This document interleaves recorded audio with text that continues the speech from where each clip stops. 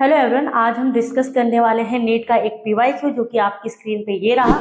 इस क्वेश्चन में आपको बताना है, ये चार ऑप्शंस दे रखे हैं, क्वेश्चन पूछ रहा है इन चारों ऑप्शन में से किसका बॉइलिंग पॉइंट सबसे ज्यादा होगा।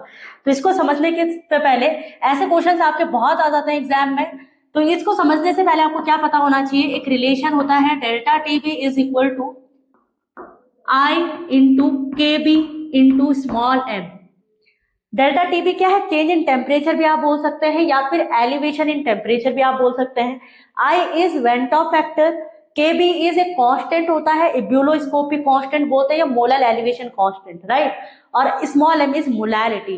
तो यहाँ पे के बी तो सबके लिए कांस्टेंट ही होगा, तो इसको हम कांस्टेंट मान के लेते हैं और इसकी वैल्यू सब में साथ सेम ही आने वाली है। तो यहाँ पे जो मेन रिलेशन होगा, delta TB is directly proportional to I into small M.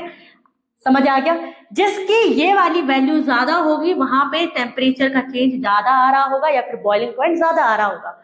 तो चलो एक एक ऑप्शन करके एनालाइज करते हैं। पहला ऑप्शन है आपके पास 0.01 कैपिटल एम Na2SO4 दे रखा है। तो सबसे पहले याद रखना है, अगर मैं इसको डिसोशिएट करूं, Na2SO4 को अगर मैं एक्वस में डालूं, पानी में डालूं, तो ये डिसोशिएट होगा 2Na positive plus SO4 negative में, 2 नेगेटिव, राइट।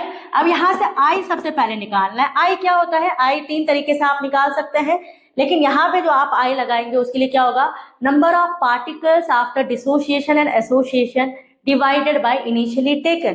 तो number of particles after dissociation कितने बने हैं? 2 ये बना है, एक ये बना है, तो 3 डिवाइडेड बाय इनिशियली कितना लिया था आपने? 1, तो डिवाइडेड बाय 1। आई कितना आ जाएगा? 3 आ जाएगा। इस रिलेशन को लगाएंगे तो I इंटू एम, इन दोनों की वैल्यू I 3 है और m की वैल्यू दे रखी है 0.01।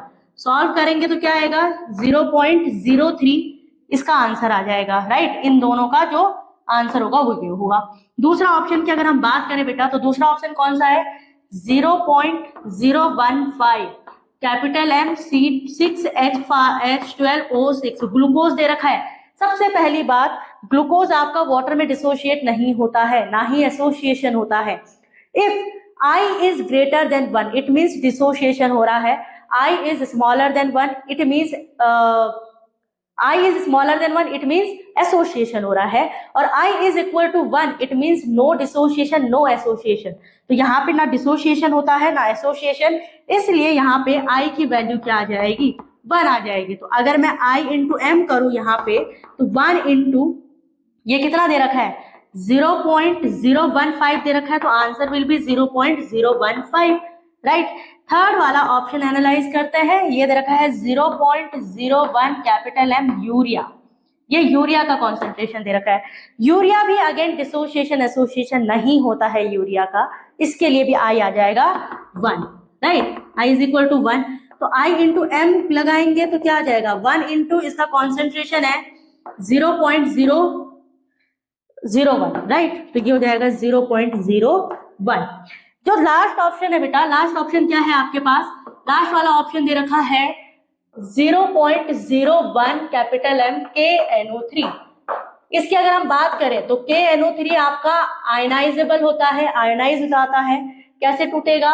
K पॉजिटिव में टूटेगा और NO3 नेगेटिव में टूटेगा। तो यहाँ पे I क्या आ जाएगा? आफ्टर डिसोसिएशन कितने पार्टिकल्स? 1 एंड 2, 2 डिवाइडेड बाय 1 मतलब 2 आ गया। तो I इंटू एम करेंगे यहाँ पे, तो 2 इंटू 0.01, तो क्या आंसर आ जाएगा? 0.02 यहाँ पे इसका आंसर आ जाएगा। आपको क्या ध्यान रखना है, जहां पे ये वैल्यू ज्यादा आई होगी उसका बॉइलिंग पॉइंट भी ज्यादा ही होगा। तो ये वाली वैल्यू कहाँ ज्यादा आई है? 0.2, 0.01, सॉरी 0.02, 0.01, 0.015 एंड ये वाला 0.03। इन दोनों में से कौन सा आंसर होगा? बहुत सारे बच्चे कंफ्यूज हो जाएंगे। इन दोनों में से वो आंसर सही होगा जिसके आयंस बन रहे होंगे, राइट। जो नंबर ऑफ, जो बॉइलिंग पॉइंट होता है वो डिपेंड करता है नंबर ऑफ पार्टिकल्स पे। अगर नंबर ऑफ पार्टिकल्स बढ़ रहा है तो बॉइलिंग पॉइंट भी बढ़ेगा। तो नंबर ऑफ पार्टिकल्स इस केस में बढ़ रहे हैं, इस केस में तो पार्टिकल बना ही नहीं सकता है, राइट। तो right option will be option A. Thank you.